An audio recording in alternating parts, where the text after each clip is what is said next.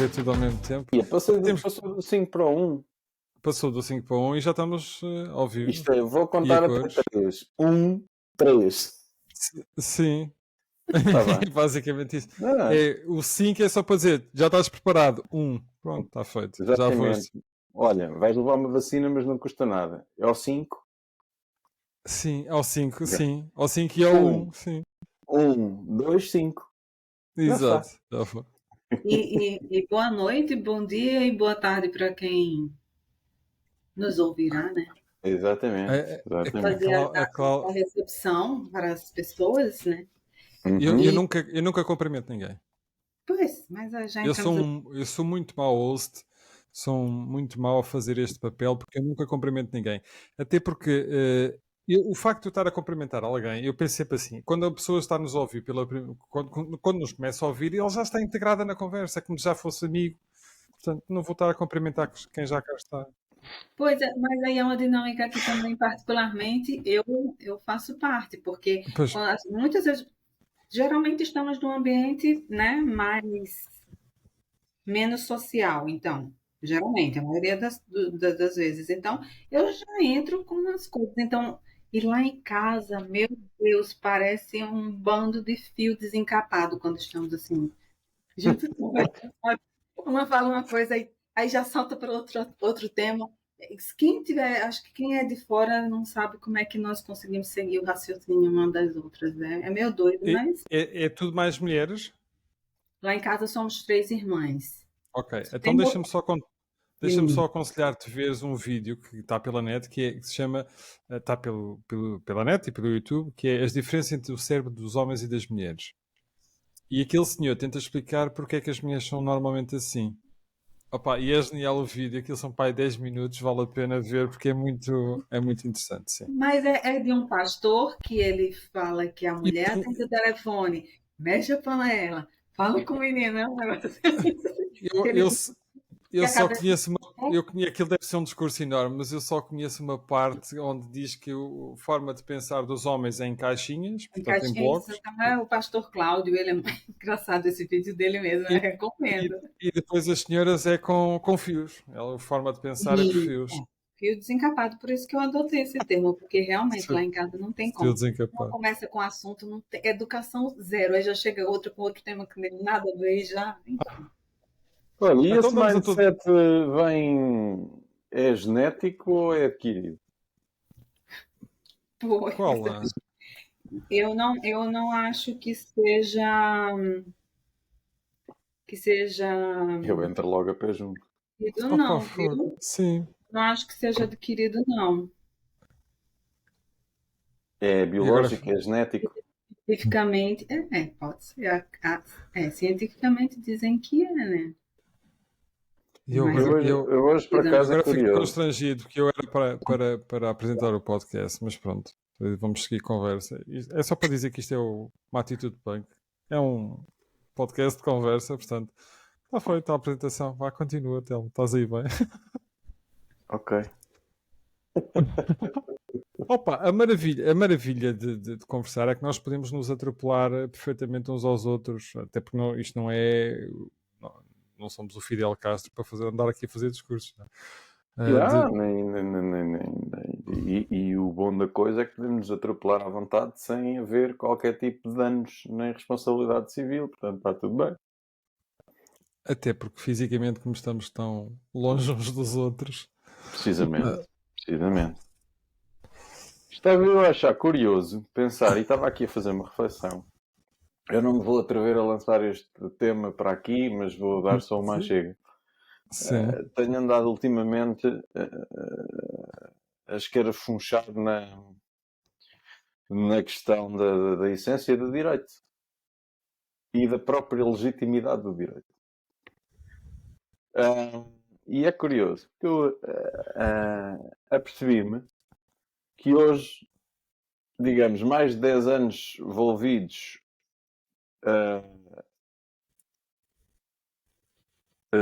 depois de eu ter, digamos, iniciado a própria, ou seja, de ter sido introduzida à ciência jurídica, eu noto que quando vou revisitar este tipo de temas, o meu cérebro está, digamos, é como se sentisse, é como se regressasse, ou como se sentisse já numa nova perspectiva, mas se sentisse em casa a olhar para aquilo que já tem e que já conhece. Ou seja, já não faço o esforço para, digamos, entender a sistemática da coisa. Ela já é muito mais fácil para mim, já sou muito mais eu a pensar, em termos de forma de pensamento, em termos de mindset. Há 15 anos atrás eu não era assim. Fazia-me 15, se calhar mais, para aí 20, não sei, não interessa. Pronto, antes de ter este acesso à ciência jurídica propriamente dita, eu não era assim, eu pensava de uma forma completamente diferente. Aliás, eu pensava até muito mais marginalmente, ou seja, desprezava muito mais a regra, porque não a respeitava, provavelmente porque não a entendia, ah, do que agora. Ou seja, neste. Sim, sim, diz, Cláudia. É uma dúvida, mas a dinâmica mental tua, percebes que foi alterada? Digamos que ela Sim, tem uma plasticidade, uma dinâmica mais assim, sim, é, sim, sim. Aliás, até mesmo na própria forma de. não é? De Diz, apanhar as desculpa. coisas e fazer as sinapses muito mais rápido do que Sim, ter que ter uma ação mais organizada. e não só, portanto, eu considero, isso que dizes, eu considero que é a tal aquisição de uma maior sensibilidade para certas realidades e para certas circunstâncias, não é? Ou seja, a partir do momento em que se identifica ou que se tem conhecimento dessa ciência ou de uma outra ciência qualquer, parece que tudo o que sejam estímulos criam sinapses nesse sentido, não é? Portanto, estás muito mais desperta para este tipo de coisas e consegues identificar, de acordo com essa forma de pensar, muito mais facilmente as coisas. É quase como nós andarmos preocupados com uma doença qualquer e de repente a partir dali parece que tudo, em todo lado, aparece questões ou digamos, sinais alusivos a essa doença qualquer. Sabes onde é que eu vejo isso com muita frequência? Uhum. Compras um automóvel Uhum. de uma cor que tu achaste maravilhosa, pá, é um vermelho genial, e o meu carro é único, e de Uhum. repente vais na rua e vês 700 carros iguais. Yeah. E acontece ainda outra coisa, que é eu não ligar pevas para um certo tipo de carro, para um certo modelo, e de repente eu começo a fixar-me a dizer: tenho que comprar um carro, que carro é que quero? É aquele. É Mas aquilo. que tu não ligaste nada antes e aquilo começa de repente a entrar na tua cabeça até ao ponto de tu amares aquilo, é aquele modelo que tu amas e é aquilo que, pronto, é como se tu tivesse redescoberto um carro que nem que ele esteja lá há 20 anos, não é? Com outra coisa qualquer. Ou seja, isso para mim lá está, é a tal sensibilidade que nós promovemos e que o nosso cérebro promove em termos de interesse. Eu falo de outra coisa um bocadinho diferente, que é a questão da própria forma de ver o mundo. Através daquela ciência ou através daquele conhecimento adquirido, parece que se ganha uma nova roupagem, uma nova forma comportamental de se estar. Ah, e é aqui que eu pergunto, tendo em conta que isto é adquirido, não é? Portanto, será que o resto, ou será que aquilo que separa de facto o mindset da mulher e o mindset do homem, até que ponto é que ele é genético ou até que ponto é que foi adquirido? Se calhar foi adquirido, ou seja, pode ser genético, não refuto, porque eu, nesse caso, sou assim um pouco, estou aqui a lançar coisas para o debate, porque eu não sei muito bem o que pensar acerca disso. Mas não poderá também ser algo que foi adquirido há tanto tempo em função dessa tal necessidade de adaptação ou dessa aquisição de certo conhecimento ou de certa forma de processar, que tenha sido adquirida há tanto tempo que nós já nem sequer consigamos, digamos, avaliar se é adquirido ou se é genético. Eu Já está tão posso, intrínseco, diria, não sei. eu não sei, porque assim, eu posso dar o meu testemunho. Uhum, Eu, depois que comecei a fazer os meus estudos filosóficos e até um pouco teosóficos e mais, sobretudo, conduzida pelo viés da teoria literária. Uhum. A Cláudia de hoje não pensa jamais como a Cláudia de 20 anos atrás. Percebe? E isso também desconstruiu todo um... A palavra que eu encontro agora é uma programação da criação que eu tive, né, em família e tal. E hoje a minha forma de pensar, a minha linha de raciocínio é um bocado diferente. Não que não me compreendam, mas é um bocado diferente porque eu acho que esse conhecimento que eu fui buscando cada vez mais com consciência e não apenas desenvolver o intelecto daqui para cima, né? Aí eu me auto-percebi, a partir de todo um percurso também, de uma estrutura, de histórico de estudos, enfim. Aí, nesse sentido, mais nessa linha filosófica. Aí eu percebo que, quando estás nesse processo, quer queira, quer não, aceite ou não, eu acredito que há uma dinâmica de pensar com uma sensibilidade, utilizar uma razão sensível. Tem até um livro aqui que é do Michel Maffezoli, eu me lembrei, O Elogio da Razão Sensível. Leva muito para isso. Então, quer dizer, nós adquirimos esse conhecimento, ou desenvolvemos o intelecto, mas não pelo intelecto, né, para ter esses títulos e essas coisas que muitos dão valores. Nós já trabalhamos com uma dinâmica diferente.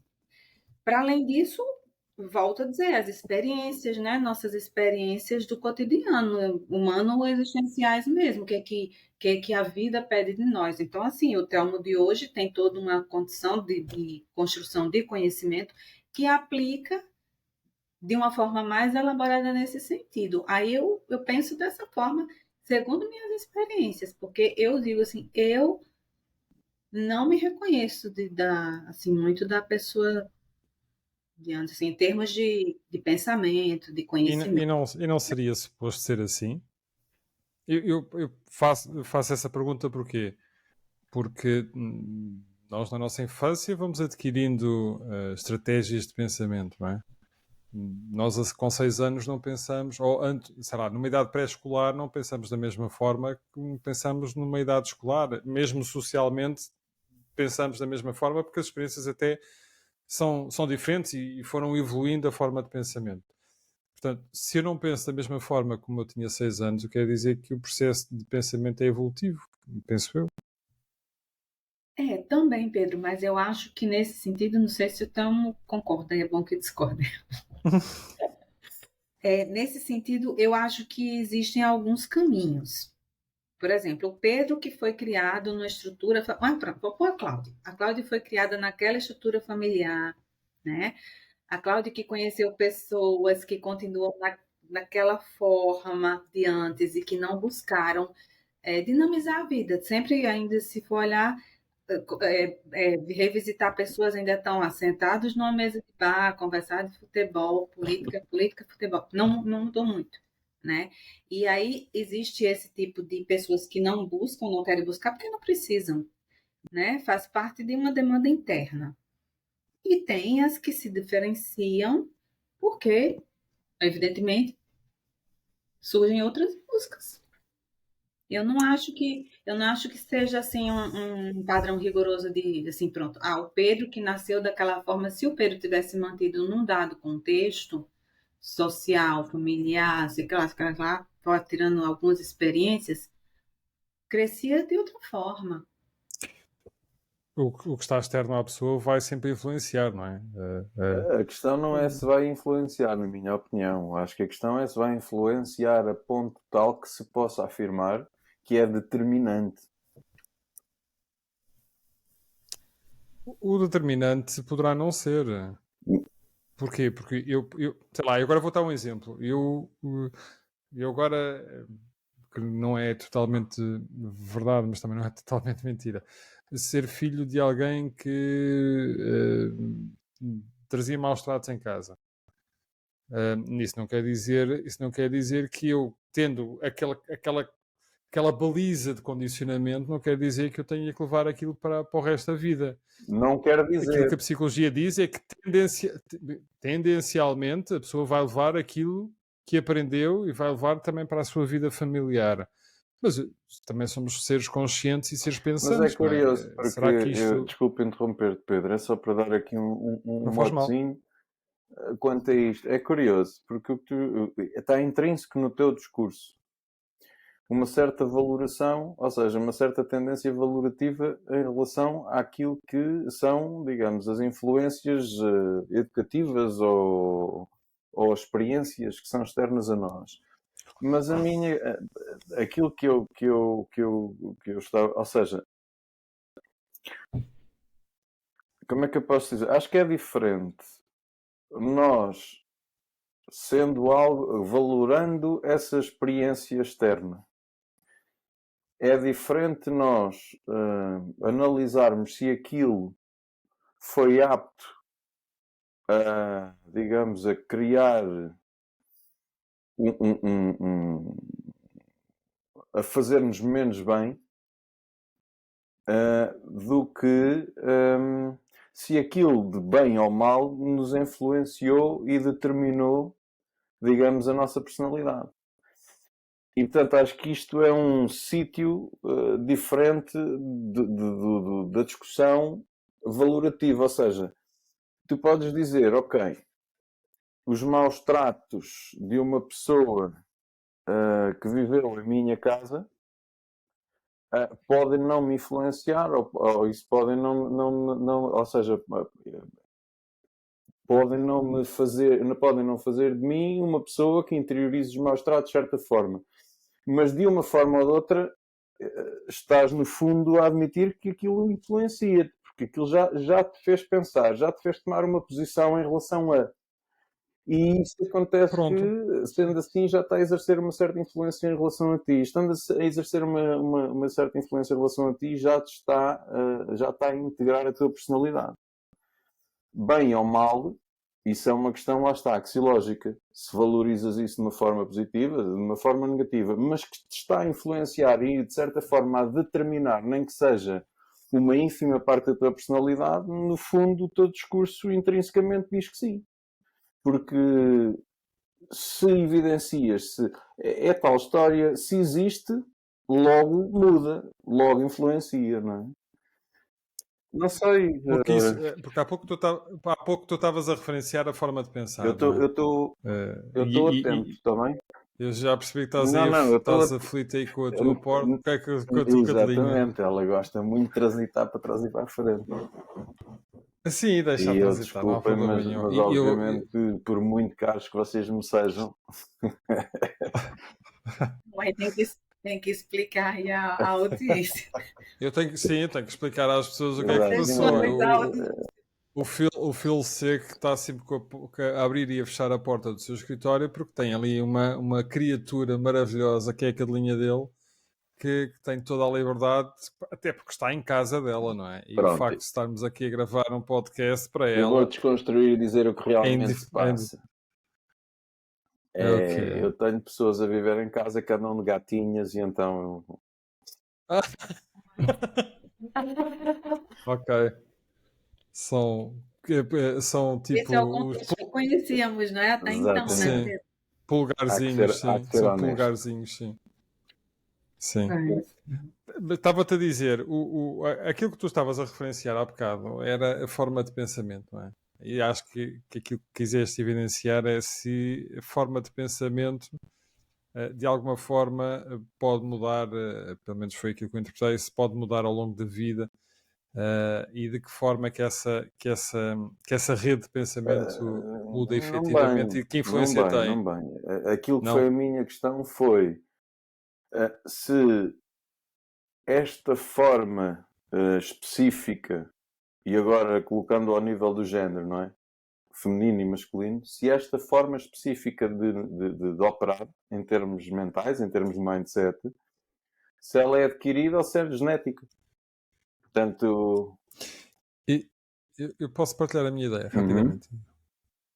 Eu, geneticamente há diferenças entre os homens e as mulheres, não é? Ponto.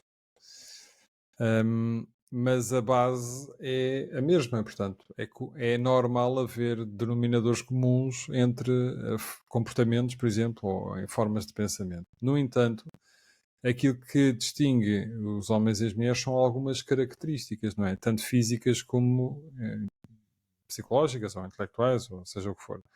E essas mesmas diferenças são também denominadores comuns entre o próprio género em si. Embora queiramos hoje assumir aqui uma outra, e se calhar aquilo que eu vou dizer é um bocado polémico, mas queiramos assumir muito uma falta de padronização, porque há homens que são extremamente sensíveis, então logo as senhoras não podem, as mulheres não podem ser sensíveis como eram retratadas há 100 anos atrás, não é? Porquê? Porque neste momento existem homens sensíveis, então essa retratação deixa de ter sentido, porque já não é o denominador comum, porque existe entre os dois géneros. E eu continuo a achar que esses denominadores continuam a existir, independentemente das exceções ou das regras. Eu continuo a achar que esta separação da forma de pensar, tanto é que há um livro extraordinário que se chama Os Homens São de Marte e as Mulheres São de Vênus, que mostra e tenta provar efetivamente que existe a forma de pensar é diferente, não é? As mulheres são muito mais focadas e os homens são muito mais. Eu lembro-me, agora agora já ia extrapolar para outra coisa qualquer, mas voltei atrás. Lembro-me de um capítulo que fala acerca da orientação, não é? As mulheres são muito desorientadas em termos de mapas, aí os homens são muito orientados em termos geográficos, não é? Que não é verdade, porque eu também sou muito desorientado em termos contar a minha geográficos. experiência permite-me discordar. Pronto, é como a minha. E a minha experiência, eu concordo. Pronto. Mas será que tendencialmente não será assim? Não será só uma questão. É verdade que as exceções existem, mas tendencialmente. Acho que predomina, mas não é como toda regra, não é? Há exceções, então, mas faz alguns sentidos aí. Eu tenho uma opinião. Eu não de delimitar, porque eu acho que, como já disse agora há pouco, se tem exceções, não dá para determinar em absoluto, né? Eu acho. Ou dá, excepcionando os casos em que... A minha opinião é uma opinião, como sempre, estranha, obviamente, como não podia deixar de ser, e talvez assim um pouco até alucinada, porque eu acho que somos um pouco de tudo. Eu acho que a versão mitigada, algures entre o determinismo genético e, digamos, a caracterização adquirida, acho que é aí que reside, se calhar, a maior coerência em termos de análise do comportamento ou da diferença entre o homem e a mulher. O homem e a mulher. Oh, miúda, entra, desculpem. O homem e a mulher. A cadelinha em ação. O homem e a mulher nascem diferentes. Ou seja, nascem da mesma forma, mas nascem com, digamos, potencial, ou seja, geneticamente nascem diferentes. A partir desse momento, o cérebro, que já existe e sempre existiu desde o início, não é? Desde a fase embrionária, o cérebro vai inevitavelmente ser, digamos, condicionado por essas diferenças genéticas. Ele vai otimizar os recursos e os estímulos que recebe em função daquilo que é a sua própria consciência genética. Ele sabe em que corpo é que está.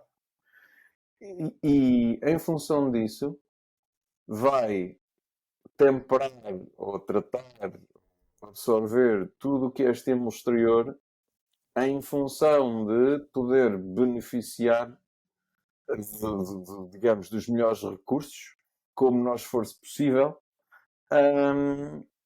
tendo em conta a sua complexão genética. E eu acho que isto explica a generalidade do padrão e a exceção de certos comportamentos. Porquê? Porque se o cérebro opera em função daquilo que já existe geneticamente, então ele não pode fugir de certas condicionantes. A tal lei natural, não é? Se é assim, naturalmente, não pode ser de outra forma. Tem que operar assim.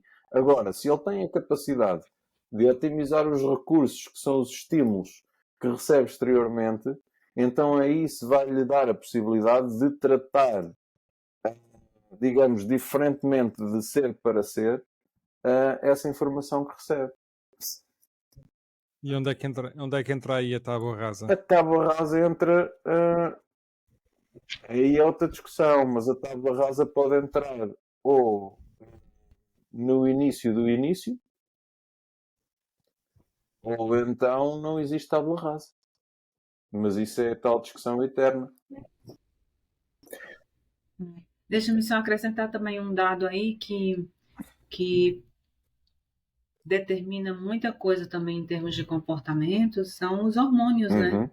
Que são completamente diferentes. Isso, quer queira, quer não, influencia muito, sobretudo no campo emocional, né? Feminino. E aí há quem diga, né, que, por exemplo, a mulher é muito mais ouvido, sensibilidade, e o homem é muito mais estimulado pelo campo da visão. Por outro lado, eu tenho amigas que necessitam de visualizar certas coisas, coisas básicas. Às vezes eu posso falar por uma chamada apenas, mas querem ver, sendo mulheres. Não precisa, já me conhece, já sabe quem sou. Não, mas eu quero te ver, eu sinto essa necessidade. Ou seja, então não é predominantemente, né, dos homens, Certo. né, essa questão visual, que é mais eu acho que o homem em geral é mais visual e a mulher É mais. curioso um exemplo muito simples, que é a mulher de há 200 anos ou de há 300 anos atrás é muito mais homem do que o homem atual. Ai, estás a falar das guerreiras Não, estou a falar vikings de um certo. que aterraram ali na Nazaré, que povoaram a Nazaré. Poderá, mas bigodes à parte, Pois também, isso.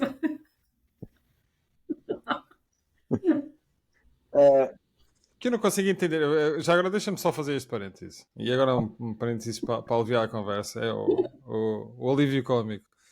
Porque, efetivamente, não consigo entender muito essa questão e esse conceito. Até porque a questão da penugem feminina, ou do pelo feminino em forma de barba e de bigode, eu acho que e agora tenho que falar contra o teu lado, Cláudia, o teu lado do mundo, porque retratam sempre as portuguesas com muito bigode e eu não consigo entender isso. Pronto. Mas aqui, como tem muita descendência portuguesa, eu convivi com muitas mulheres bigodudas, né? Eu felizmente. Ok, A família é uma mistura só, né? Então, aqui Eu teve felizmente não. dizem, né? Felizmente nunca convivi com muitas mulheres bigodudas. Eu também, sim. Ó, há quem diga que os portugueses chegaram aqui na minha terra em primeiro lugar. O primeiro marco português está aqui, no Rio Grande do E Norte. provavelmente Então, o primeiro. muitos ficaram. A primeira imposição ao nível de fashion foi o bigode para todos. O bigode enrolado. Se eu não tivesse possibilidade de sim. enrolar o bigode, era guilhotina. Certa.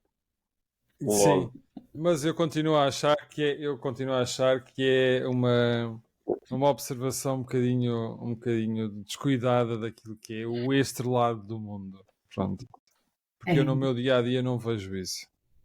Não sei qual é a experiência do Telmo, a minha não é essa, de certeza absoluta. Eu tenho que dizer que todos os dias, quando olho ao espelho, vejo um bigode. Mas não numa senhora, não é? Não. Daí eu ter dito que, na verdade, felizmente, não convivi com muitas mulheres bigodudas, não é? Mas. Pois é. Então... elas sumiram mesmo. Foram guilhotinadas.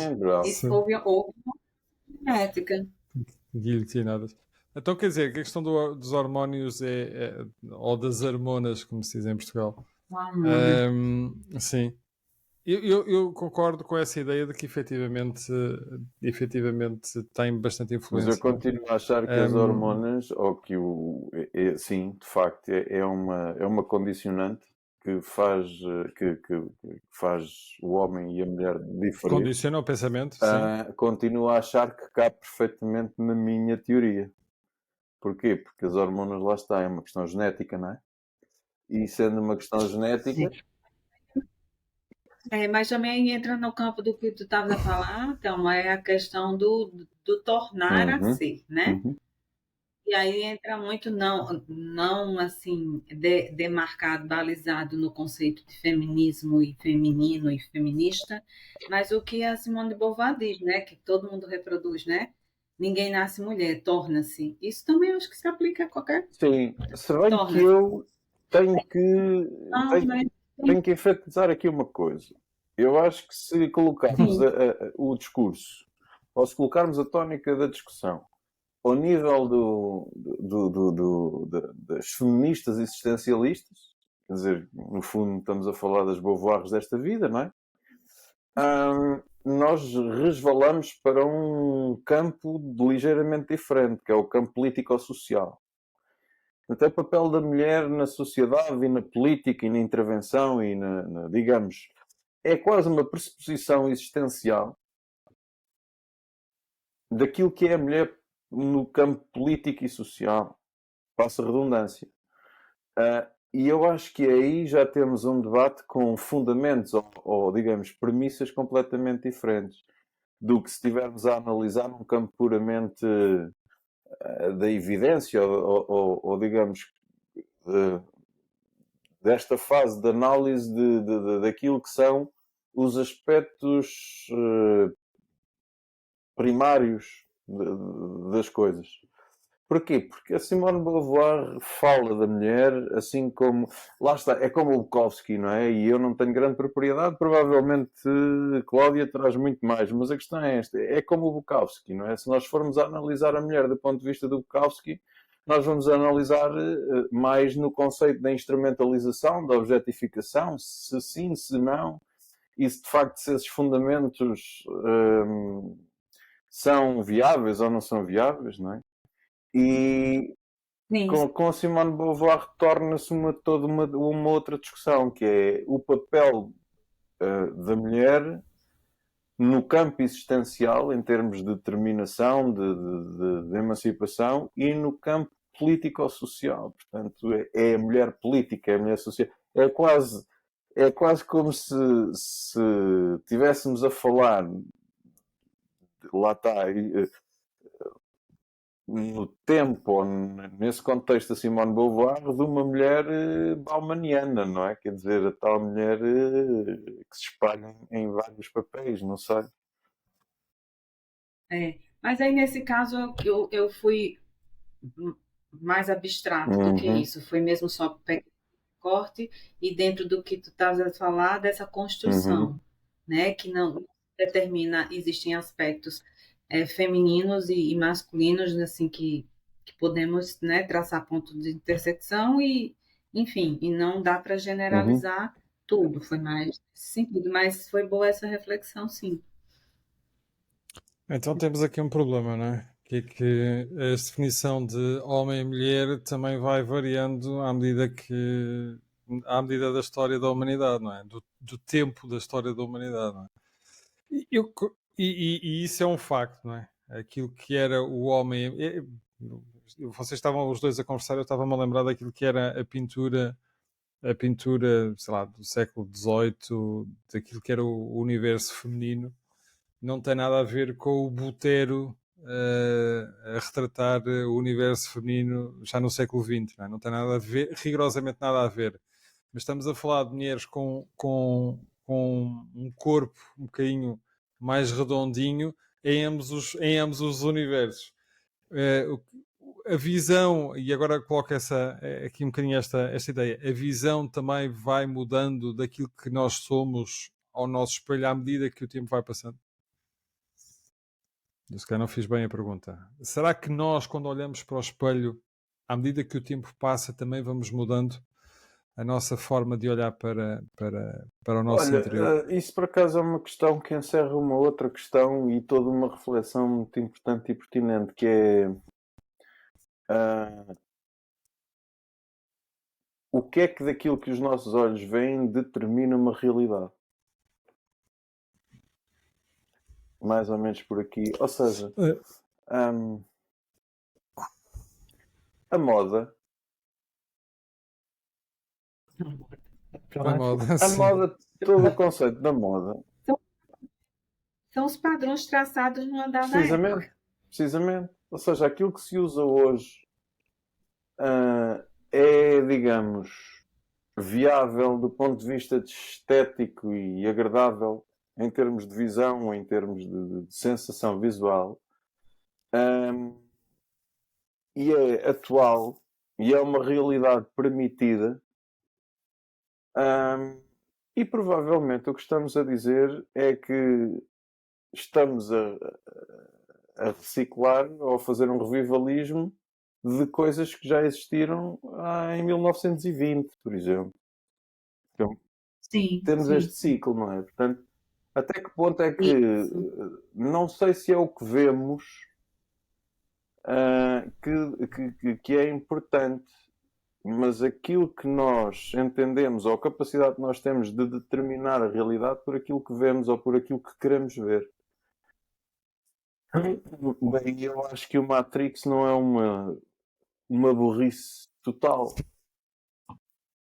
porque Eu acho que não. Eu acho que devia ter ganho um Oscar. Eu acho que tem muita coisa ali. é, Tem coisa demais ali para o puxar. metadiscurso é de facto um conceito filosófico muito, muito interessante e até um bocado vanguardista, no fundo, não é pela novidade que traz, mas pelo arroz com que mostra, não é? Portanto, no fundo, tornar sério algo que poderia ser, digamos, alvo de chacota por toda a gente, ou ser ridículo, não é? Mas na verdade é um pouco isso. Será que a realidade existe? O que é A real, né? Cláudia encolhe os Não, ombros. Sim, Repara, Cláudia, por estamos na favor. maioria que é real. Não é, são os meus trejeitos. Mas assim, o que o Telmo falou é engraçado, porque essa questão de, né, na década de 1920, digamos, e aí também tem um dado que eu estava a me lembrar, que também não é minha especialidade, longe de ser, que é a antropologia, né, que vê assim aspectos de uma dada região. Por exemplo, tem formas físicas que agradam mais num dado local, né?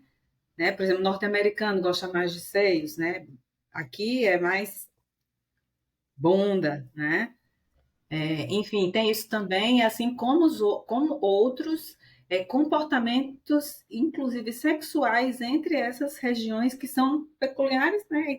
E tem toda uma construção cultural. Agora, com a globalização, com essas janelas, né, que o mundo passa na nossa casa em tempo real, é real, que o que é real, aí muita coisa, né, se mesclou, como essas harmonizações faciais está em todo uhum, lado, então está virando um padrão praticamente global, né? Se não for as diferenças muito marcadas pelos Pela traços etnia. étnicos, pela etnia, então, mas tem isso também. Então, é uma sobreposição de coisas, né? Mas eu acho que os modismos vão ditando e as pessoas não param para se olhar de verdade, né, uhum. no espelho e perceber o que é que realmente tá legal, não tá, o que é que realmente é necessário ou não. Aí entra em outro campo. Qual, é o, Aliás, ca- qual era esse campo? várias outras vertentes de temas. Não... Ok. Porque eu Eu tá. queria saber qual era o tema de hoje. Não, exatamente. Nós tínhamos, pela primeira vez, tínhamos combinado um tema. Pela primeira vez tínhamos combinado um tema e era um tema que vamos guardar sem problema nenhum. Porque era um tema que requeria aqui alguma ponderação individual porque era quase um desafio, individual para o coletivo, não é? Para o coletivo andarem aqui a espicaçar e picar miolos uns aos outros. Mas, sim, e vocês estavam a conversar, eu estava a pensar assim, como é que eu chamarei a este episódio? Pá, não faço a mínima ideia, porque começámos acerca daquilo que eram as grandes diferenças entre os homens e as mulheres, e neste momento já estamos nos modismos e nas influências sociais, basicamente. Portanto, mas eu aceito sugestões, sim. Vai depois. Há aqui uma coisa que eu acho curioso que é. Tem tudo a ver. Tem tudo a ver. Porque não basta ser raça humana e com todas as suas variáveis, não é? As polaridades existem mesmo? Masculino e feminino? Existem, tudo se manifesta por polaridade, então pode ser um tema. Sim, e pegando naquilo que estavas a dizer há pouco, eu estava aqui a extrapolar para o início da conversa, não é? A diferença entre os homens e as mulheres. Se existem diferenças de pensamento, tendências de pensamento, tendências de gosto entre os vários povos da Terra, porque é que não haveria de haver também entre o masculino e o feminino? Não é? Se depois, até mesmo quimicamente são diferentes, não é? Eu ficava era chocado se chegássemos todos à conclusão que havia aqui uma padronização e éramos todos exatamente iguais. Isso é que me chocaria, que me deixava um bocadinho triste. Mas tirando isso, a diferença eu não vejo. Eu vejo beleza na diferença. Eu não vejo nada, ou seja, nem vejo beleza nem deixo de ver, porque eu não quero valorizar, ou melhor, valorar esses conceitos. Eu quero, tipo, discutir este tema ao nível do completamente, digamos, para além do axiológico. Ou seja, em termos... Sim, desapropriado, sim. Exatamente, em termos objetivos, sem qualquer tipo... É isso que eu gosto, por isso que eu gosto do termo intersecção, porque está tudo numa linha e aí a gente vai traçando... Exatamente. Portanto, eu não sei se é bom, se é mau, se é belo, se é feio, se é o que for. Agora, que existe diferença, existe. Ponto final. Agora... Sim, mas Telmo, individualmente, era o que eu estava a dizer, individualmente eu acho isso belo. Ótimo. Eu acho isso maravilhoso. O facto é um gosto olhar para a humanidade e perceber que a humanidade tem beleza pelas mais... Isto é quase um discurso anti-racismo completo, ou anti-nacionalista, ou seja o que for, mas eu vejo beleza nisso, não é? Beleza em quê? Ver pessoas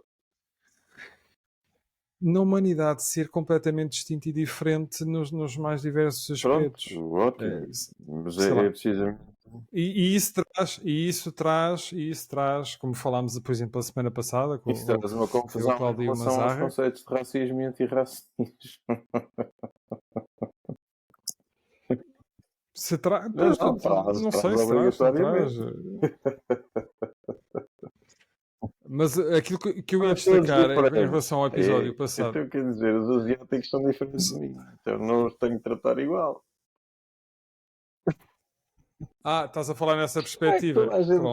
Repara, é tão simples quanto isto. Estamos a falar da realidade social nesse sentido. Por isso é que eu gosto de fugir à questão de se é belo, se é bonito, se é feio, se é o que for, se é diferente, se não é.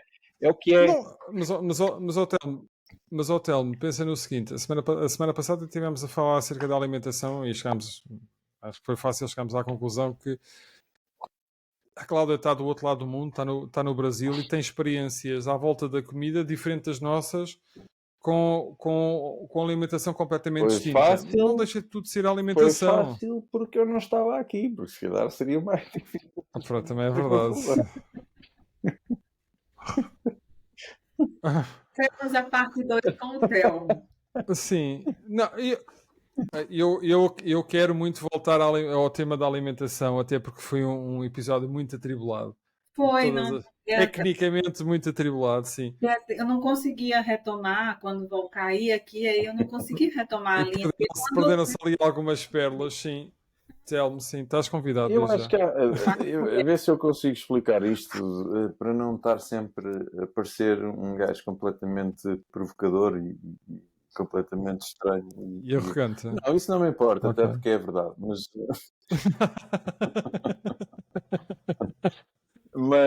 Mas Isso seria um exato, elogio, não é? não, seria algo que estaria a perder se eu Sim, estaria a claro, perder claro. qualidade. Sim.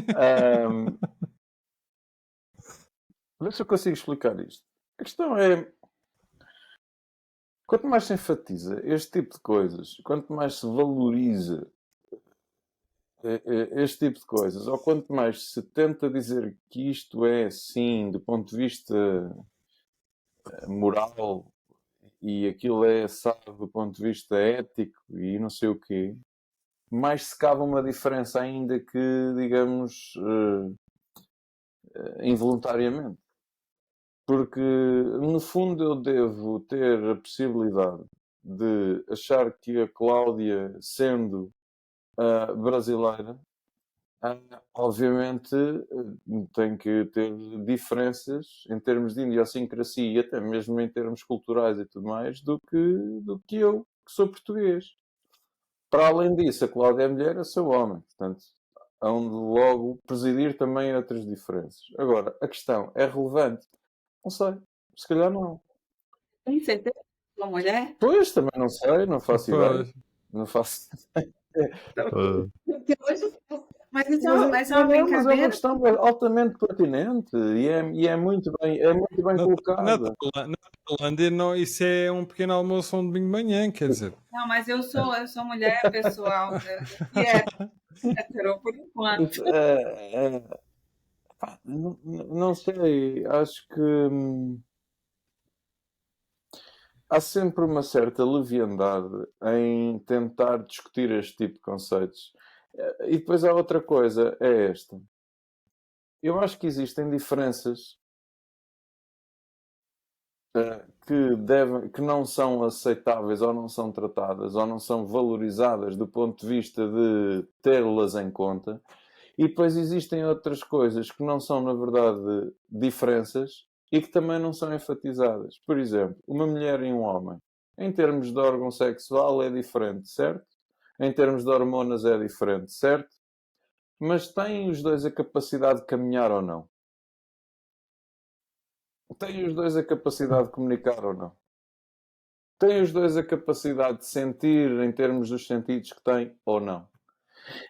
Mas e onde é que Onde é eu quero chegar chegar é com... que se calhar não existe a possibilidade de padronizar uma diferença entre géneros masculino e feminino. Se calhar consegue-se dizer que existem certas diferenças e certas semelhanças. Ok? É isso que nos faz estar neste debate. Repare, eu para mim acho que o que promove o debate e o que promove o feminismo e o que promove, digamos, a discussão da diferença dos sexos não é tanto as diferenças que perturbam, mas as semelhanças que juntam. Ou seja, nós falamos porque nos reconhecemos com certas semelhanças. Nós não falamos porque temos certas diferenças. As diferenças não conseguem ser ignoradas. As semelhanças é que não conseguem ser bem entendidas. Porquê é que se nós somos diferentes, porquê é que então temos a perplexidade de ambos caminharmos, de ambos falarmos, de ambos nos darmos, de ambos nos entendermos? Isto é que causa perplexidade. Não é o resto já se dá, está constatado. Há diferença, obviamente, pronto, está tudo bem. As pessoas, eu acho que a humanidade anda toda confundida em termos de conceitos. E dentro disso que o Telmo está falando, tu pensa aqui que, pronto, existem as polaridades para que as coisas se manifestem, mas esse discurso do Telmo busca uma neutralidade. Sim. Mas há neutralidade. Você consegue olhar as coisas, né, do alto, sim, e uma visão econômica e tudo bem. Mas há neutralidade, há espaço para a neutralidade. Então vou, A neutralidade é uma vou lei. lançar aqui um exemplo. Vou Ela é lançar aqui um exemplo. desculpa, Pedro, ela é tão necessária e tão presente quanto a polaridade positiva e masculina. Certo, Então, é uma lei, certo, certo. sabe? E aí, e a questão também dos discursos de ideologia, porque, assim, que me perdoem, eu acho que existe e tem o seu valor. Se existem é porque há uma necessidade e não jamais invalidada, mas é dentro do que o Dalma estava a falar aí, é que quanto mais reforçamos uma coisa, né, mais ela pode crescer em termos negativos, né, e aí, porque precisa se lutar mais, aí quanto mais se luta, parece que mais força se perde, e por aí vai, né, e as coisas poderiam ser muito mais simples, e que não são, porque obviamente somos seres humanos cheios de complexidades, mas eu acho que o caminho da neutralidade, para alguns muito poucos, porque não vai viver sobre emoção, é possível sim. Pronto, já fiz a minha participação especial. Sim. Eu vou isolar este e vou criar um clipe só com a tua mensagem. Uma turma de crianças. Uma turma de crianças. Perfeitamente normativas e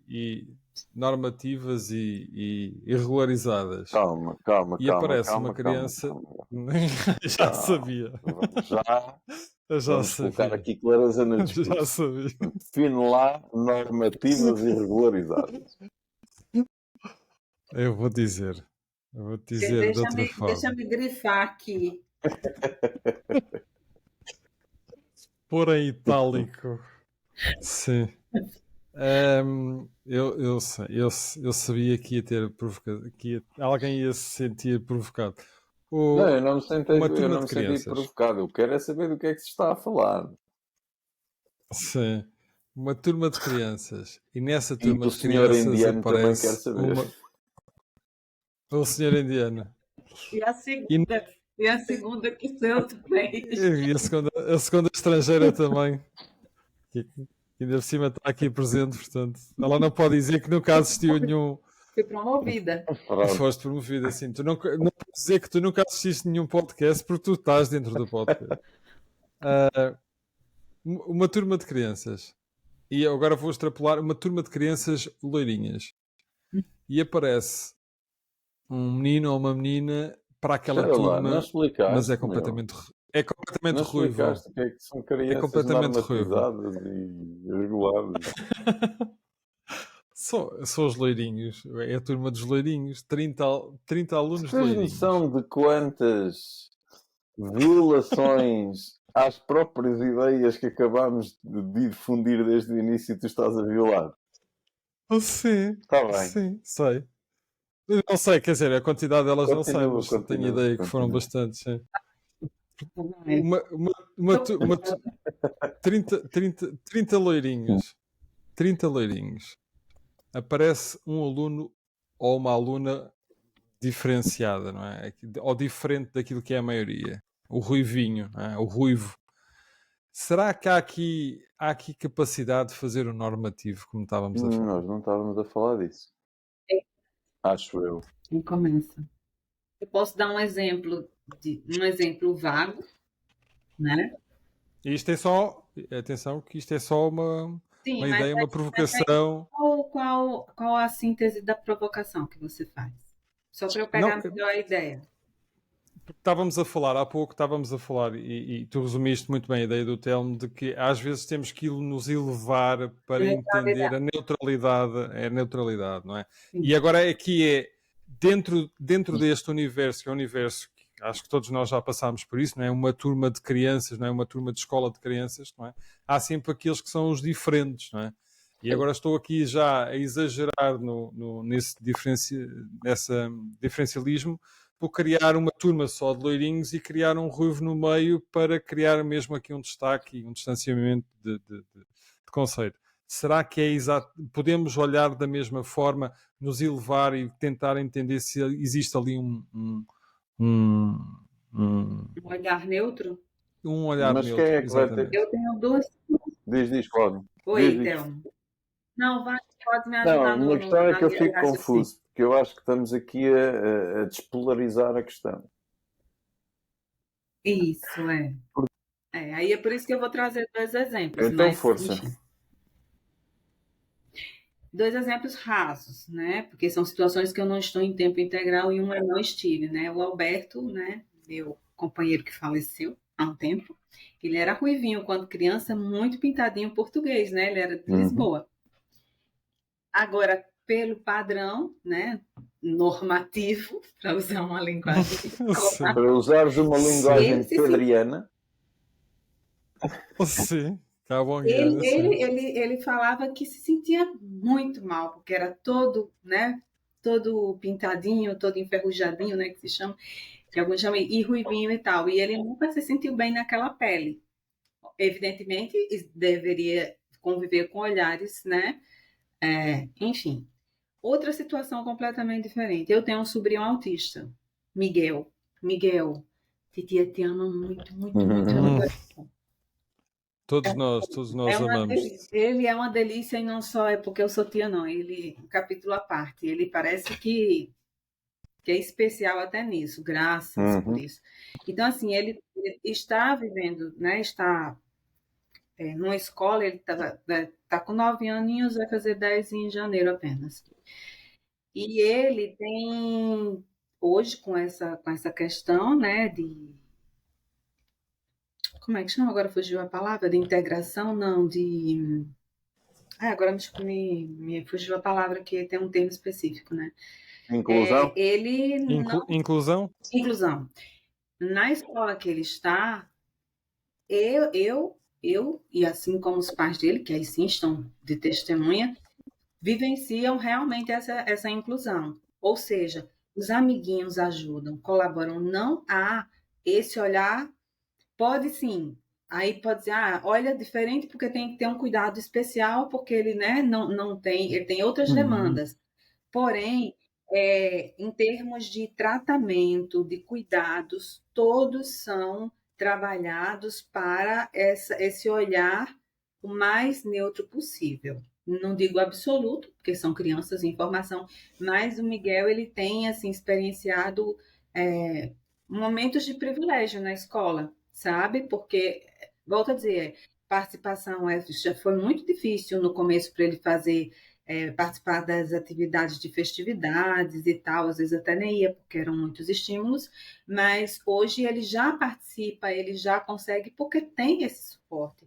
E tem amiguinhos que ficam ao lado, então, assim, se a competição, ele tá lá, tá junto, tá da forma que ele consegue, mas pelas cenas, porque minha irmã, né, é um turbilhão de vídeos e tal, e eu acompanho, né? Então, assim, não se percebe esse distanciamento. É um comportamento comum em todas as escolas? Infelizmente, não. Isso é para poucos privilegiados. Mas se consegue, né, de uma certa forma, volto a dizer. Porque eu acho que a humanidade também está em processo, como é toda a nossa existência. Viver é processo. Mas são duas situações, né, exemplos rasos, mas que um completamente diferente, né, de distanciamento e de exclusão, e se excluía mesmo, porque nós também temos, hoje acho que há mais um cuidado na educação, mas antes, nossos pais, pelo menos por aqui que eu conheço, eram peritos em destruir a autoestima dos filhos, sem querer, lógico, destruir. Então, você cresce com um padrão, uma coisa que foi que eles também receberam, né, e incorporaram de modo inconsciente, não parou para pensar. Enfim, eu acho que é um tema que é uma espiral, né? Pegam várias vertentes, mas, enfim. Telmo, ias referir? Eu ia referir ou seja, dois contextos diferentes, dois enquadramentos diferentes. E não percebi, honestamente, em qual deles é que nós estávamos a falar. Se estamos a falar de um distanciamento face a uma envolvência num ambiente em que é necessário esse distanciamento para perceber ou não essa Aqui diferença, estávamos a falar ou há então pouco. se Estávamos. o que me parece que estávamos a falar há pouco era da necessidade do distanciamento e de uma certa neutralidade na análise de certas realidades, de certos contextos. Exatamente, e nesse distanciamento de neutralidade, se conseguimos Exatamente. ter exatamente isso. Aí eu trouxe exemplos, um que não se conseguia e um Exatamente. razoavelmente. Mas eu acho que quando tu, Pedro, lanças esse. Ou seja, para tentarmos perceber se consegue esse distanciamento para uma análise mais neutra, acho que digamos, o exemplo que tu dás serve para perceber muito mais se existem níveis de empatia ou não, do que propriamente se existem o tal distanciamento necessário. Porque o distanciamento necessário, quanto à análise, se estivermos a falar numa perspectiva de análise de uma situação em concreto e sendo que esse distanciamento irá favorecer essa análise neutra, então aí, digamos, o distanciamento a existir, ele tem que existir por parte de quem analisa a situação que tu acabaste de elencar e não por parte da turma ou por parte de quem está diferente. Então deixa-me só acrescentar aqui mais um dado ao exemplo que dei. Então, e se não fossem crianças, fossem adolescentes, era da mesma forma? É exatamente a mesma coisa. O que eu estou... Há aqui uma diferença. Primeiro, acho que quando dizemos se existe elevação suficiente para, a elevação pressupõe uma valoração. Algo axiológico. Ou seja, se nós conseguimos superar-nos em termos éticos para admitir essa diferença. Isso é uma coisa. O que estamos a dizer, no fundo, é se existe um nível de empatia esclarecido suficiente para aceitarmos a diferença. O que me parece que estávamos a falar é se existe, da parte do analisador, condições para para se distanciar o suficiente para analisar aquela situação e tirar conclusões o mais neutras possíveis. E isso é uma coisa completamente diferente. A este nível já não se pode colocar a obrigação ou não, ou a possibilidade ou não de distanciamento, quer seja por parte dos lourinhos, como tu disseste, ou quer seja por parte da pessoa diferente que chegou à sala de aula. Não. É um terceiro ente que vai analisar a situação, sendo-lhe exigido então esse distanciamento para chegar a conclusões bem mais claras e objetivas. E aí, nesse sentido, eu diria que é sempre possível. Repare-se na filosofia. Quer dizer, a filosofia, enquanto método de pensar, ela é criada segundo o pressuposto de que a validade da própria conclusão ou do próprio exercício filosófico tem que assentar no maior distanciamento possível em relação à realidade que está a estudar. Portanto, existe sempre um terceiro a analisar essa situação. E é esse terceiro que se exige o distanciamento. Outra coisa é tu envolveres da pessoa ou tipo perguntares se quem está envolvido na realidade tem capacidade suficiente para assumir ou para admitir a diferença, ou se consegue, digamos, ser empático ao ponto de se colocar noutra pessoa e perceber que se calhar digamos, aceitar ou não aceitar essa diferença. Isso é uma questão completamente diferente, já é algo subjetivo. Já a questão do distanciamento, do estudo, da análise e da investigação, acho que é aí que se coloca o distanciamento. É nesse sentido que eu digo que eu não gosto quando se faz essa análise, ou que eu não é que não gosto, obviamente não tenho que gostar nem deixar de gostar. Eu prefiro não valorar as coisas, não lhes atribuir um valor ético ou moral. Precisamente para conseguir adquirir esse distanciamento. Mas tu como analisador, exatamente, não é? Eu tenho eu tenho só um ponto a acrescentar, porque eu também tenho experiências com o olhar, por exemplo, de neutralidade. Que uma dada pessoa olha para outra, por exemplo, um deficiente físico, porque eu sou muito fisionomista, eu consigo atravessar certos olhares e tal, enfim, é uma coisa minha, é uma experiência Uhum. talvez de vida. E perceber que quando, por exemplo, eu tenho um amigo deficiente, mas que uma pessoa, terceira pessoa que olha para aquele amigo, entra em contato a primeira vez, e o olhar não é de estranhamento. Uhum. Aí também é um ponto, porque tem pessoas que conseguem olhar para o outro como um ser Uhum. humano, sem, sem necessariamente deter, Focar, não é? inclusive sem tratar com Mas aí eu diferença, pergunto, o que é um ser humano? porque com a história do capacitismo, não é? Que é muito complicado hoje em dia, que muitos combatem, né? Porque fulano tem que ser tratado melhor. Não, mas fulano é deficiente, mas faz tudo E mesmo igual que não ou faça, melhor, muito. mesmo que não faça. E isso. Então, assim, tem também essa questão do Ah, olhar de quem olha para um ser como um ser humano e não, mas isso né, leva-me a uma questão com essa. engraçada, sabes, Cláudia, que é esta. Eu tenho grandes dificuldades em entender ah, como é que é isto de olhar, de se olhar para alguém como um verdadeiro ser humano. Para isto contribui uma perspectiva um pouco constitucional, ou seja, que bebe na questão da Constituição e todo o conceito jurídico de constitucionalidade, que é o princípio da igualdade. O princípio da igualdade aos olhos de todos, ou aos olhos do menos, digamos, do mais incauto, significa tratarmos todos por igual.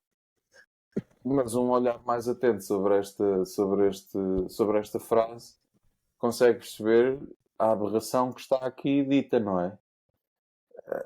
Tanto o direito, digamos, o princípio da igualdade não pode ser tratar tudo de forma igual. Porque se existe algo diferente, o princípio da igualdade tem que ser tratar igual o que é igual e tratar diferente o que é diferente. E só assim é que se atinge um princípio válido e razoável da igualdade. Um, e isto parece-me interessante. Parece-me interessante no sentido em que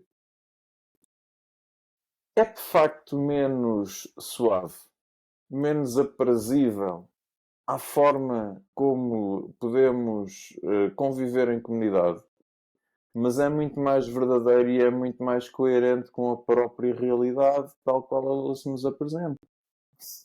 É como a história, agora vou buscar aqui uma frase com que eu hoje provoquei o Pedro. Foi, Não, quase que me acordado Pedro, hoje diz-me lá, de manhã se com eu te essa frase. dissesse que o direito é aquilo que é útil para um povo, achas que esta frase é justa? E o Pedro, assim, à primeira vista, diria que sim. Eu não continuei. Não continuamos esta conversa.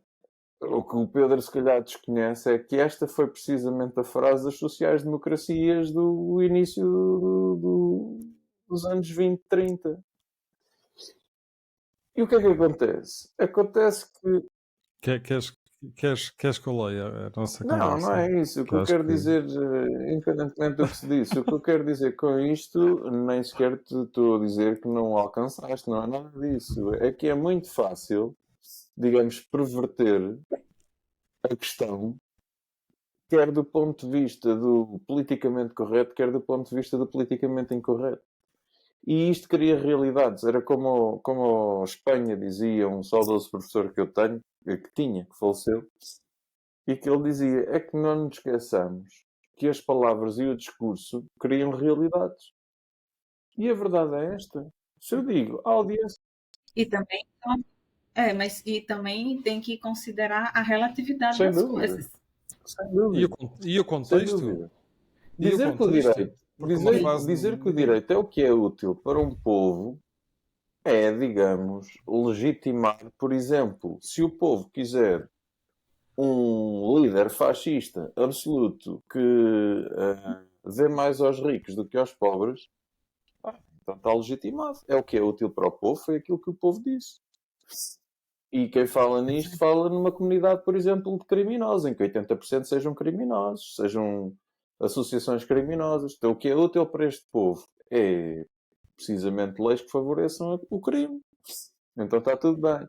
E- O que é que eu quero dizer com isto, com este exemplo, digamos, algo disparatado e algo até assim exagerado? O que eu quero dizer é que normalmente nós não temos grande coragem para tratar as coisas como elas realmente são. E então preferimos analisar isto dentro, digamos, de uma redoma de eufemismo e de um politicamente correto, só para que eu possa dizer que, sei lá, tu com essa barbinha e com esses óculos és maravilhoso. Não está mal, não é? Não está mal. Mas o O que eu que quero eu dizer é, pá, diria, o que olha, interessa, desculpa lá, não deves grande Telmo, coisa à Telmo, beleza e, portanto, é assim. Tenho- Telmo, eu no teu caso diria que o que interessa é ter saúde, está Exatamente, bem? é como a outra dizia, a partir de uma certa idade é que o sexo é só mais pelo convívio. Pronto, é tão simples quanto isto. Isto são as realidades, a mutação das realidades. Agora, o, o, o, que, o que me parece que a humanidade ainda não percebeu, ou melhor, ou não quer perceber, é assumir a consciência das coisas tal qual elas são. Simples quanto isto. Nós passamos a vida a consciencializarmos que a morte é uma questão, é de facto uma evidência. Mas nós não temos a verdadeira consciência que vamos morrer. Nós não temos a verdadeira consciência que vamos morrer, porque se nós tivéssemos a verdadeira consciência que vamos morrer, nós seríamos pessoas com atitudes e com posturas completamente diferentes. E depois lá está. E depois há uns que utilizam, que acabam por fantasiar sobre uma. Atenção, fantasiar, passo a expressão, não quero ofender suscetibilidades de ninguém. Através de religiões, perpetuam-se nessa ideologia, nessa projeção. Outros que dizem que não acreditam em nada disso, mas no fundo têm sempre lá aquele resquício de esperança que consigam ser o primeiro ser que vai ser eterno. Enfim, e isto faz tudo parte, digamos, de uma matrix, de um padrão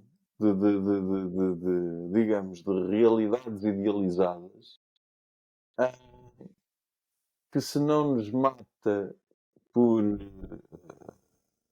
por inconsciência, vai-nos fazendo definhar aos poucos, até à parte em que chegamos a uma velhice completamente prostrada e envergonhada, porque afinal é mesmo assim e que todos nós lá chegamos à impossibilidade.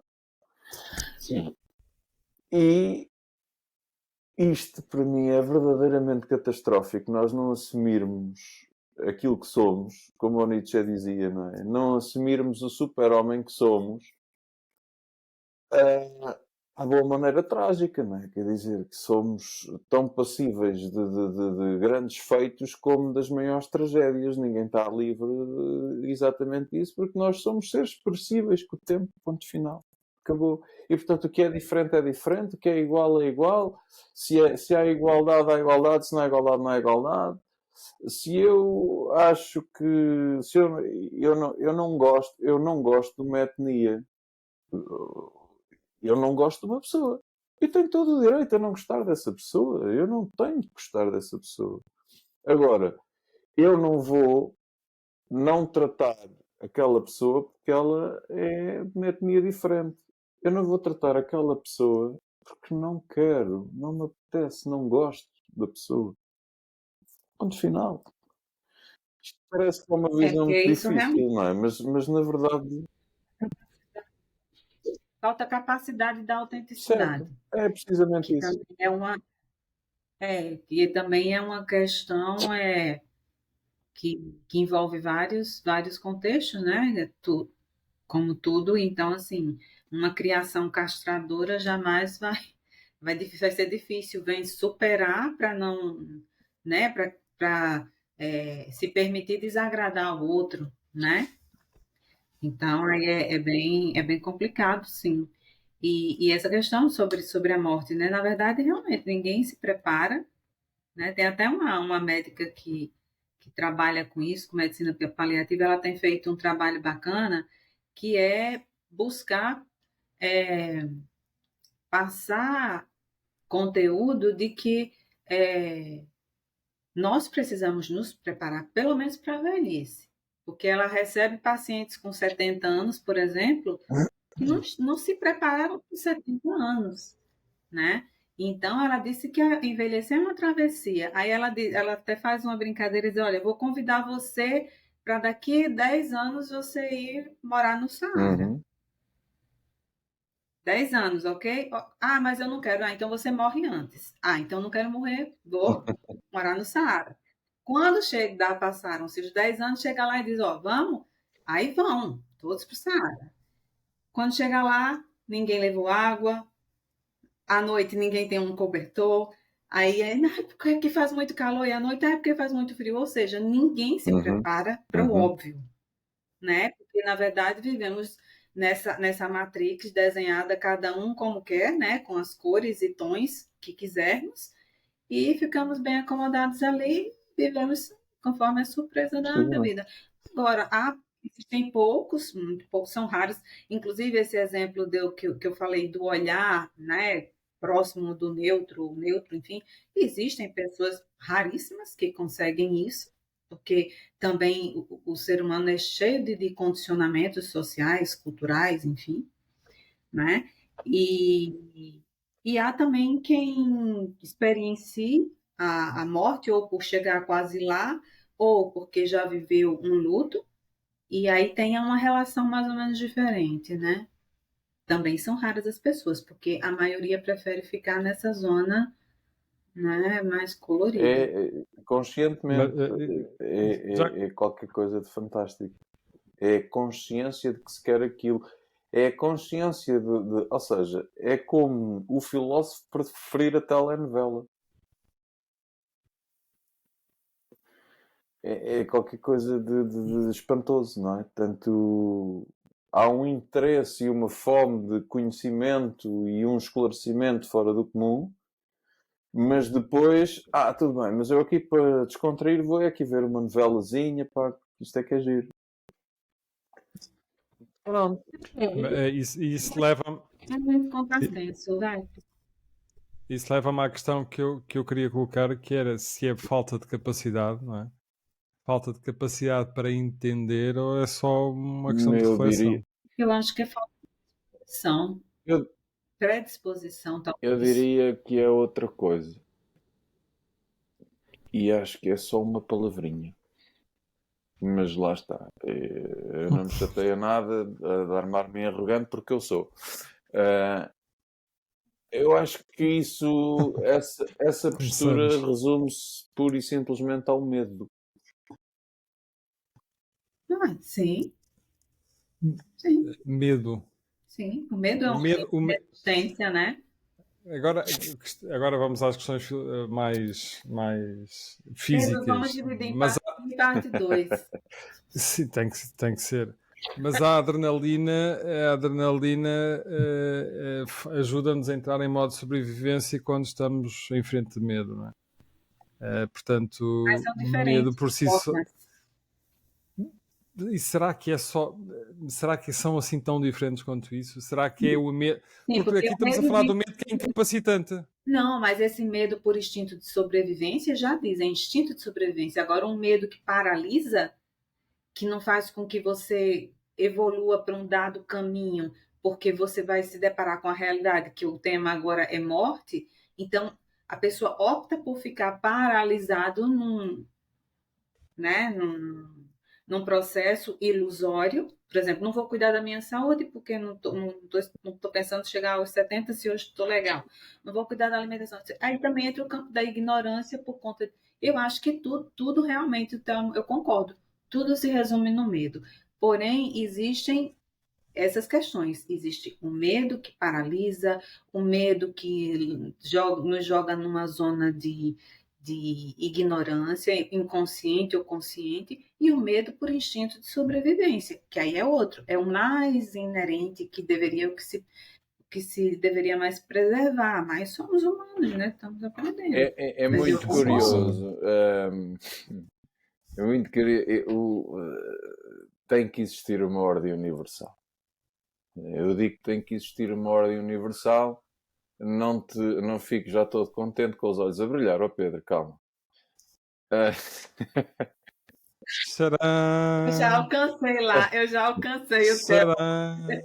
Tcharam! Não, não tem nada a eu acho que ver. existe uma Tararatara. ordem universal, mas que é completamente baseada no caos. Atenção, Pedro, cuidado. Não venhas aqui já a pensar que eu estou a falar de uma ordem Pá, eu não religiosa consigo completamente entender, eu não consigo fatalista. entender, não consigo entender caos e ordem na É mesma frase. precisamente por causa Ah, disso. pois. É porque tu queres juntá-las na mesma frase quando na verdade não deverias. Mas a frase foi tua, Não, não não foi foi minha. não. Eu Eu disse que só eu fiz uma acredito numa observação ordem universal baseada no caos. No baseada caos. no Agora, caos. não Sim. estou a dizer que É o uma, é uma caos e sentença, o uma caos em si frase. que é uma ordem. Não. O caos é o gatilho. Mas ele pede uma O caos é ordem o gatilho que depois. promove essa ordem universal. É, ele pede a ordem, ele é um perfeito gatilho. Não consegues perceber isso, Pedro? Ou O que é um gatilho, Pedro? Um é gatilho um é trigger, um. é Faz algo Existe os. que aciona alguma coisa. isso, faz o movimento do É, gatilho. exatamente. Não, um Então, gatilho é um eu vou gato achar mais que tu pequeno tá... que os gatos pequeninos. É um gatilho. Isso é que seria. É um gato, gatinho e gatilho. E um exemplo micro, né? Micro, não vamos para o macro. Nossa vida, né? É como se fosse um conto. Né? A teoria do conto é mais ou menos assim: tá ok, tá em ordem, a sua vida está em ordem. Né? Aí surge um acontecimento, uma separação, um luto, uma mudança de emprego, qualquer coisa. Aí dispara um Uhum. clímax, gera medo, não sei o que, exemplo muito raso. E aí, aquilo ali, aquele clímax, ele vai solicitar uma ordem para que a coisa volte à normalidade. E aí a nossa vida é essa É eterna. engraçado dizeres isso. Eu ia utilizar um exemplo para explicar essa tal defesa da tese da ordem universal, muito parecida com essa, só que muito mais abrupta. Então, assim, e aí também entra uma coisa interessante, só isso, mas para Aham. pensarmos juntos, se for, é que nesse movimento, né, aí, ok, tá a identidade, nossa identidade está aqui, ok, Cláudia, beleza, estabilizada, equilibrada, aí tem um acontecimento, desequilibra tudo lá, caos. Aí, a depender do medo de sobrevivência ou não, vou reunir coisas e tal para me salvar, né? De qualquer forma, eu vou ter que sair salva da situação. Melhor ou Uhum. pior, não sei. Acho que sempre melhoramos. Eu sou otimista. E aí, desce, estabiliza. Nisso vai a construção da nossa identidade. Por isso que tem um caráter metamórfico. Aquela pessoa daqui não é a daqui e nem a daqui. Ela é uma junção e já. Mas ó, Cláudia, estás a falar em ciclos. Ciclos, Ciclo. mas também sobrevivem a caos e caos que solicitam uma ordem. Eu falei no movimento micro e não no macro Certo, cósmico. certo. Mas estamos a falar de ciclos, portanto. Ou seja, Tudo Não cíclico. propriamente. se o Telmo me dissesse que do caos, não propriamente, mas se o Telmo me dissesse assim, houve um momento zero onde existia um caos e a partir daí nasceu a ordem, e a ordem passou a ser ordem, e a ordem não tem ciclos porque é perfeitamente rasa, Népia, é não posso linear, é a jamais ordem. concordar com isso. Começamos outra vez a pegar em dicionários e perceber o que é que Pois, mas é significa aí que ordem. nós entramos em caminhos completamente diferentes. Ordem, Eu não represento a realidade ou ordem é não admito nem reconheço a realidade com base em dicionários. Essa é a grande diferença, já sabes. mas, Agora, mas a definição de ordem é só uma. A ordem não pressupõe alteração. hum, É uma ordem. a ordem, Mas é o a mesmo ordem, processo, tudo no a mesmo ordem, todo. se nós formos a ver bem, ou Sim. pelo menos aquilo que é a minha postura em relação à ordem, é algo que não existe. É como ao tempo. É o tempo. O Não. tempo não existe. Porquê existe? Tem os buracos negros. Tu nem sequer sabes o que é que os buracos negros fazem, como é que queres justificar o tempo com os buracos negros?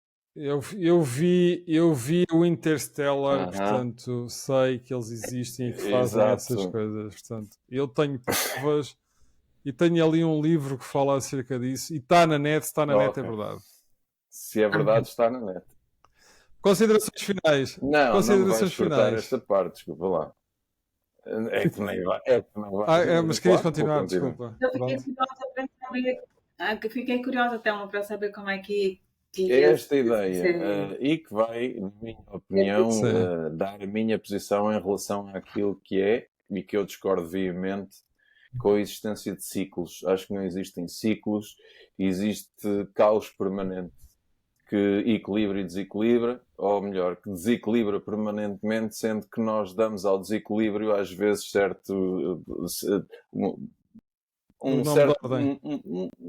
digamos, um certo entendimento de equilíbrio. Porque não existe. Porque quando nós achamos que existe equilíbrio, na verdade é o desequilíbrio de outro algo que não o equilíbrio que nós estamos a pensar. Porque equilíbrio e desequilíbrio são conceitos completamente fantasiosos, para realísticos, que acabam por sê-lo em função das premissas que lhe atribuímos.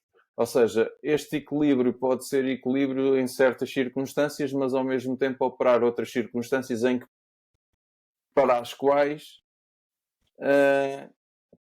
tais circunstâncias, ou tal estado de coisas constitui um desequilíbrio. E, portanto, é este caos permanente, na minha opinião, que equilibra as coisas. Agora, pode estar posicionado em certos sítios, em certos polos, em certos sítios, digamos, temporais, se quiser. E, portanto, não acho que existam ciclos, acho que existe um caldeirão temporal onde as coisas acontecem e que nós não percebemos muito bem o que é que não é. Aquilo que eu estava a dizer há bocadinho já deixou de existir, poderá existir num futuro alternativo se quisermos falar em termos quânticos, poderá existir num presente alternativo que não este, se quisermos falar em termos quânticos, em termos da tal teoria das cordas cósmicas. Mas existir ou não existir também, na verdade, é um conceito ao qual nós podemos atribuir uma realidade que certamente poderá existir ou poderá não existir. E, portanto, estamos aqui neste caldeirão um pouco existencialista. Eu estou muito aborrecido. Os próximos capítulos de não sei quando, porque eu acredito em ciclos em termos de nascer, um processo tal, e acaba aquilo, e eu acho que em toda a natureza existe, mas são conceitos muito, muito abstratos. Eu fiquei muito aborrecido. Pronto, e o que é que acontece? Certo, mas isso não é um argumento válido para contrariar aquilo que disse. O aborrecimento. Não é. E também quero dizer que concordo em termos, não dá para. É um tema que não dá para eu dizer, eu não tenho condições nem capacidade de dizer, não. Discordo absolutamente. Eu acredito que nesse contexto amplo, eu concordo em grande parte com o que o Thelma expôs, porque eu consigo chegar lá por conta da questão de abstrair e não ficar preso, né, em conceitos fixos. Mas penso numa ordem também cíclica, não restringindo o termo em si, sabe? Porque muitas vezes nós damos uma conotação ao termo, e aí é outro capítulo. Tem que... Claro, exatamente. Capacitar. E atenção, que eu em tudo aquilo que disse...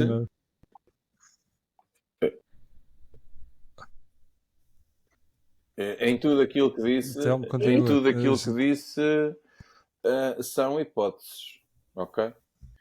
Eu só não defendo uma posição estática da realidade, com os seus ciclos, com a sua ordem, digamos, ainda que por vários períodos estática, permanente, não. Nem sequer acredito em termos como felicidade, estabilidade, ou digamos, ou paz, ou serenidade, isso é algo que para mim não existe. São conceitos completamente vazios. Agora, aquilo que eu queria dizer era engraçado, era esta questão, isso também não existe. Lá está. Para mim também não existe. Não existe bonito, não existe feio. Não. Eu já sabia. Mas Eu acho que eu consigo mais ou menos, não sei se eu chego lá, porque o Telmo já está para além da. Porque quando mencionamos ou utilizamos uma linguagem, é, digamos, simbólica mesmo, do que é cíclico, né? É meramente porque a nossa mente concreta, para entender certos processos tão abstratos, que o Telmo já está, né, para além da mente abstrata, Já está já chegou lá dos longe. limites do universo. Nós precisamos utilizar certos, certas linguagens, certos termos, certas conotações para poder desenhar na nossa cabeça, né? O que que pode ser um processo que também pode não existir e está tudo desconstruído lá, o que o Thelma acabou de dizer. Eu quando era criança, eu comprava Legos e Mas construía, Telmo. isso é curioso. Construía, não Mas isso é curioso. Ainda bem que desconstruía. pegaste na questão do Lego. Não peguei nada. Cuidado com o que é que tu vais falar com relação Ainda ao bem Lego, que faz pegaste na favor. questão da Lego. Se há coisa que consegue traduzir e representar aquilo que acabei de dizer, é precisamente um conceito como a Lego. Quem é amigo? E é Olha, quem é amigo? Constrói E é curioso. constrói. Exatamente. E é curioso que eu acho que o ser humano é tão confuso e tão abstraído que não percebe que em tudo o que faz, em tudo o que cria, espalha e representa aquilo que eu acabei de dizer, esse próprio caos, essa própria forma de operar. Nós não conseguimos ser de outra forma. Simplesmente gostamos, ou não temos a coragem, ou temos o medo de admitir aquilo que realmente somos.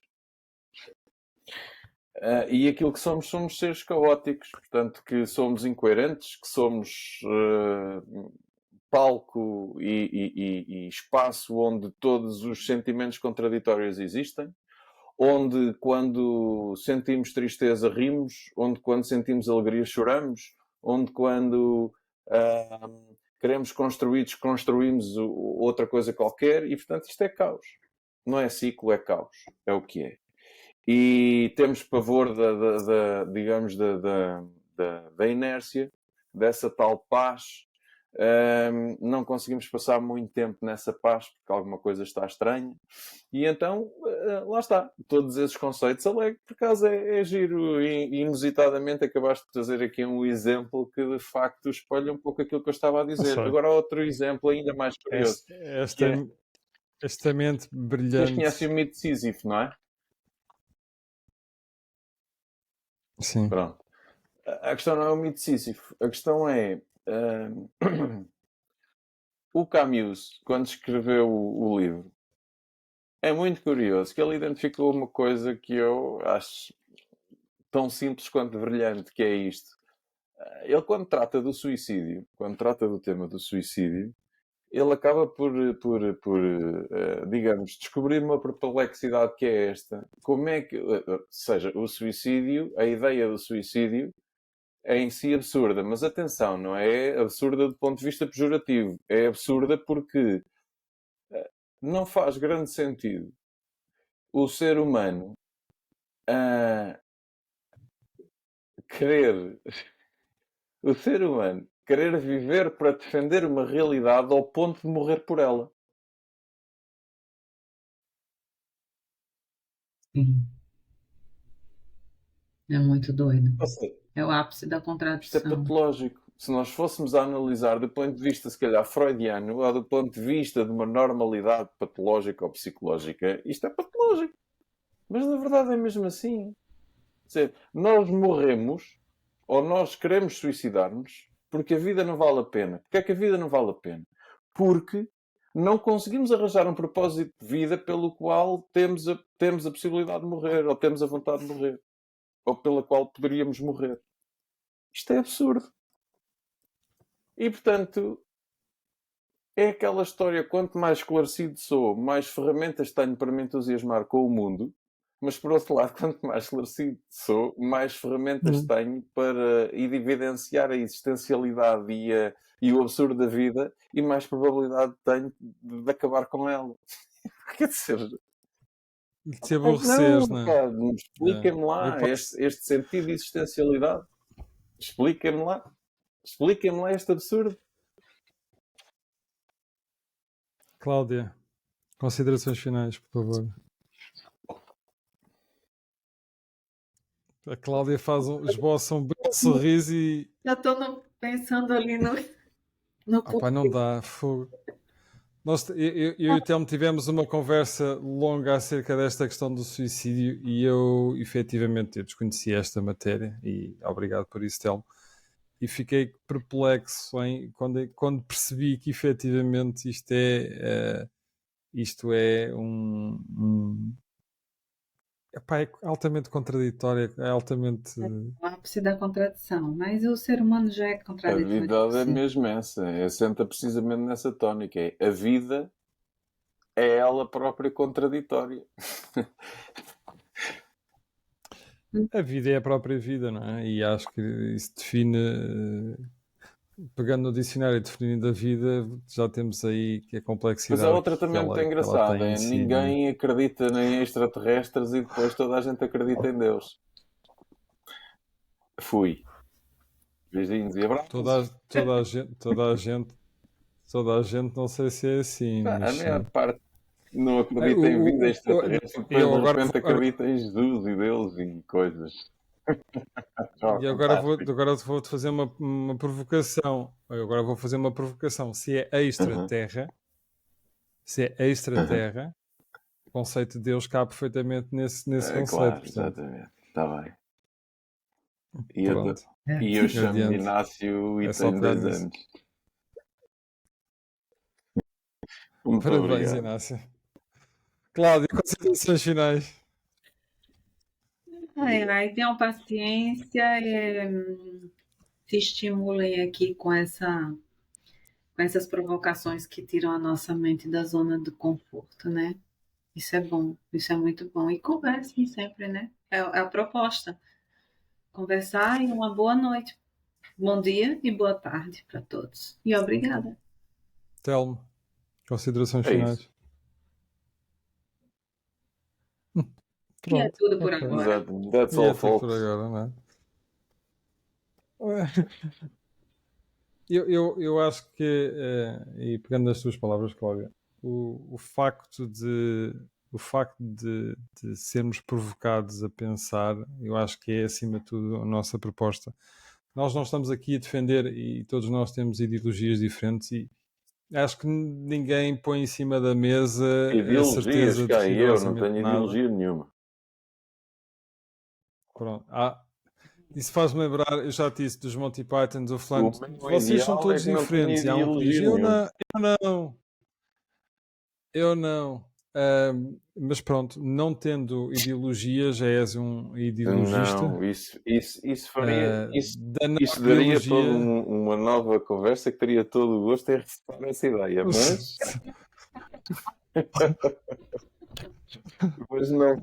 não vou iniciar essa Portanto, conversa. Não vou. pronto, obrigado por isso, Telmo. A gerência agradece. Mas acima de tudo, aproveitem para conversar, aproveitem para olhar olhos nos olhos naqueles que são os que estão presentes nas suas vidas e nas nossas vidas, para trocarem palavras e trocarem ideias e trocarem conceitos e trocarem seja o que for. Não Eu juro que façam vou das suas arranjar opiniões um violino para passar de pano de fundo contra. Obrigado. Eu vou cortar esta parte. Vai ver. Vou cortar esta parte e isto vai ser vai ser aqui o cartaz do canal. Oh, mãe, eu só quero é estimular as pessoas a pensar mais nada. Pronto. Olha, beijinhos e adeus. Para a semana a mais. E o Telmo acho que acabou de cair, porque ele acabou de cair literalmente. Congelou na tela. Talvez depois na edição isto fique tudo certinho e direitinho. Da nossa parte é como se ele tivesse congelado. Para a semana a mais. E obrigado por assistirem a mais um podcast. Isto é uma atitude punk.